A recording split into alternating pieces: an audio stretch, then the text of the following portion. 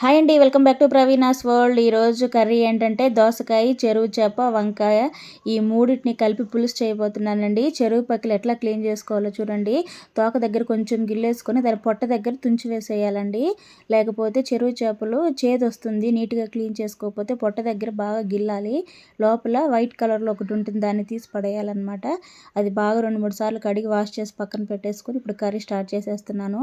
పోపు గింజలు వేసేసుకొని ఆవాలు, జీలకర్ర, మనకి కావాల్సిన క్వాంటిటీ ఒక ఆనియన్ కానీ కూర క్వాంటిటీని బట్టి మనం ఆనియన్స్ ఒకటా, రెండా, లేకపోతే 3 అట్లా తీసుకొని వాటిని కట్ చేసేసుకొని, ఆనియన్స్ ఏమి మరీ బ్రౌన్ కలర్లో వేగాల్సిన అవసరం లేదు, కొంచెం మెత్తపడితే చాలు. ఇప్పుడు పచ్చిమిర్చి, కరివేపాకు, సాల్ట్ వేసి ఆనియన్ వేపుతున్నాను. తర్వాత టమోటా బాగా పండు మాగినవి తీసుకుంటే పులుసులకి చాలా టేస్ట్గా ఉంటుంది. 5 టమోటాలు వేసాను నేను కట్ చేసి. చూడండి, టమోటా బాగా ఉడకాలి, లేకపోతే తొక్కలుగా ఉంటుంది. ఇప్పుడు అందులోకి మనం కట్ చేసి పెట్టుకున్న వంకాయలు, దోసకాయలు, భలే ఉంటుందండి పులుసు దోసకాయ వేసి చేసుకుంటే. ఇప్పుడు అందులోకి చిటికెడు పసుపు, రుచికి సరిపడా కారం అన్నీ వేసేసుకున్న తర్వాత ఒకసారి మొత్తం మిక్స్ చేసుకోవాలి, అడుగంటకుండా. అట్లా మిక్స్ చేసుకున్నామంటే బాగుంటుంది, అడుగంటదు. ఇప్పుడు 4-5 వెల్లుల్లి కచ్చపచ్చ ఊరకట్ల దంచి వేసాను. వెల్లుల్లి వేసుకుంటే పులుసులు బాగుంటుంది. ఇప్పుడు నానబెట్టుకున్న చింతపండు అండి, ఆల్రెడీ ఫస్టే నానబెట్టేసాను. నానబెట్టిన చింతపండు పిప్పి అంతా తీసి పక్కన పెట్టేసి వాటర్ మనకి ఎంత పులుపు కావాలో చూసుకొని పోసుకోవాలి. చూడండి, వాటర్ మనకి పులుసుగా కావాలంటే కొంచెం ఎక్కువ వాటరే వేసుకోవాలి. చూడండి, వాటర్ ఆ క్వాంటిటీ అయితే సరిపోతుంది. పులుసు బాగా ఉడకాలి కదా, చిక్కబడే వరకు బాగా ఉడకాలి. ఇప్పుడు అన్నీ ఉప్పు, కారం, పసుపు వేసేసి చింతపండు పులుసు కూడా పోసేసాను, మొత్తం అయిపోయింది. ఇప్పుడు చెరువు పక్కిలు అంటారు కదా, అవి కడిగి పక్కన పెట్టేశాను.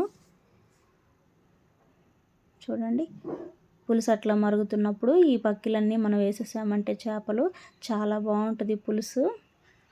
వేడి రైస్లో పెట్టుకొని తిన్నామంటే అబ్బా ఇంకా అసలు వదిలిపెట్టరు. చాలా బాగుంటుంది టేస్ట్. మీరు కూడా ఒకసారి ట్రై చేయండి. ట్రై చేసి ఎలా వచ్చిందో కామెంట్స్ రూపంలో తెలియజేయండి. నెల్లూరు సైడ్ ఇలాంటి పులుసులు ఎక్కువ పెట్టుకుంటారండి. ఏ కూర అయినా, వంకాయలైనా, దోసకాయ అయినా, బీరకాయ అయినా, దేంట్లో అయినా ఎండు చేపలు వేసి వండుకోవడం అటు సైడ్ బాగా అలవాటు అనమాట. చూడండి ఎంత బాగుందో. రైస్లోకి అయితే సూపర్గా ఉంటుందండి. సంగటిలోకి అయితే ఇంకా బాగుంటుంది. సంగటి ఆ పులుసులో అద్దుకొని చేపలు నంచుకుంటూ తింటుంటే అబ్బా ఇంకా సూపర్ అసలు. చూడండి, కర్రీ రెడీ అయిపోయింది. చిక్కబడిపోయింది చూడండి, పులుసు అంతా బాగా చిక్కబడి గుత్తంగా అంటారు కదా, పులుసు గుత్తంగా రావాలి. భలే ఉంటుందండి రైస్లోకి. చూడండి ఎంత ఎమ్మి సూపర్ అసలు. మీరు అసలు ట్రై చేయండి. నచ్చకపోతే అప్పుడు నాకు చెప్పండి. మీరు ఎవరికైనా నచ్చుతుంది, పిల్లలైనా పెద్దవాళ్ళకైనా బాగా నచ్చుతుంది. ట్రై చేయండి నేను చెప్పిన పద్ధతిలో, ఇంకా అసలు వదిలిపెట్టరు టేస్ట్. నెల్లూరులో చేపలు బాగా దొరుకుతాయండి, అందుకే నేను ఊరికి వెళ్ళినప్పుడు 4-5 రకాల చేపలు తెచ్చి పెట్టుకుంటాను. సడన్గా నోరుకి ఏమి రుచించినప్పుడు ఇట్లా చేపలు వేసి పులుసు పెట్టుకుంటే చాలా బాగుంటుంది. ట్రై చేయండి మీరు కూడా. రైస్ వేడిగా ఉంది, కర్రీ వేడిగా ఉంది, బాగా ఆకలి మీద ఉన్నాం అందరమే. పులుసుగా భలే ఉంటుందండి. పులుసు చిక్కబడాలి, లేకపోతే బాగుండదు. మరి నీళ్ళుగా ఉంటే అసలు కూర టేస్ట్ ఉండదండి. నేను చూపించిన ఆ కన్సిస్టెన్సీ వస్తే చాలు. కొంచెం పులుసుగా ఉన్నప్పుడు దించుకుంటే ఆరిన తర్వాత చిక్కబడుతుందండి, అప్పుడు ఇంకా బాగుంటుంది.